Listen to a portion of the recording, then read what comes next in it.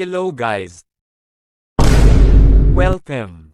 And welcome back to my channel, Kuya Carl TV. Sa video na ito ituturo ko sa inyo kung paano ba mag-leave group sa Facebook page. Wow! At kung bago ka pa lang sa aking channel paki-subscribe naman at pindutin ang notification bell para palagi kang updated sa aking mga video.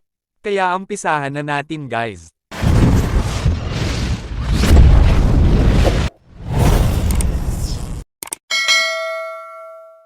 Okay guys, simulan na natin. Pindutin ang Facebook. Pindutin itong picture sa gilid. At hanapin ang groups. Pindutin ito.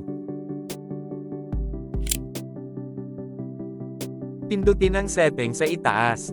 At pindutin ang membership. Ito ang lahat na groups na sinalihan ko. Sa ngayon ituturo ko sa inyo kung paano mag-leave sa groups na sinalihan ko na hindi naman gaano ka-importante. Simulan natin dito sa Reels Engage Follow. Baka mapaisip kayo kung bakit mag-leave ako dito kasi hindi na ako nagre-reels.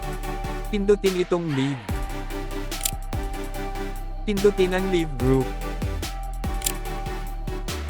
Okay guys, pindutin ulit ang picture sa gilid.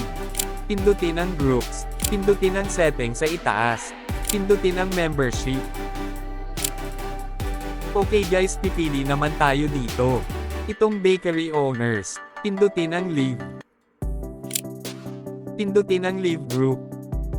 Okay guys, ulit-ulitin lang natin to kung meron pa kayong i-leave na groups dito. Mag-leave na lang ako ng isa.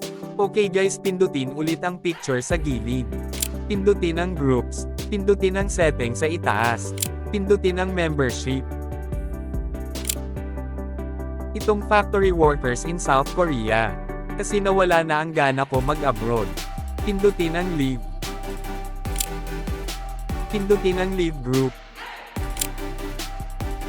Okay guys, sana meron kayong natutunan sa video na ito.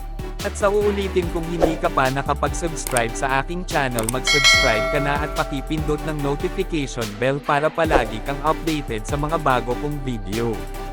At paki-like and share naman ang video na ito para mas marami pa tayong matulungan.